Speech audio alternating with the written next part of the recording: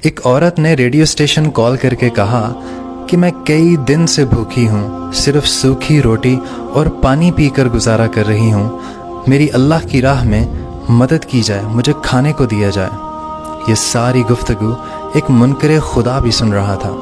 उसे एक शरारत सूझी और उसने तमाम खाने पीने की अशिया इकट्ठी की और अपने नौकर से कहा कि ये उस बुढ़िया के घर में पहुँचा दे, और जब वो पूछे कि ये अशिया कहाँ से आई हैं तो उसे कहना कि ये शैतान की तरफ से तोहफ़ा है। जब वो नौकर उस बुढ़िया के घर में इतनी सारी चीज़ें लेकर पहुंचा तो बुढ़िया बहुत खुश हो गई और वो सारी चीज़ें अपने घर के कोने में लगाने लगी। इतने में नौकर बोला, क्या आप जानना नहीं चाहेंगी कि ये तमाम चीज़ें किसने भेजी हैं?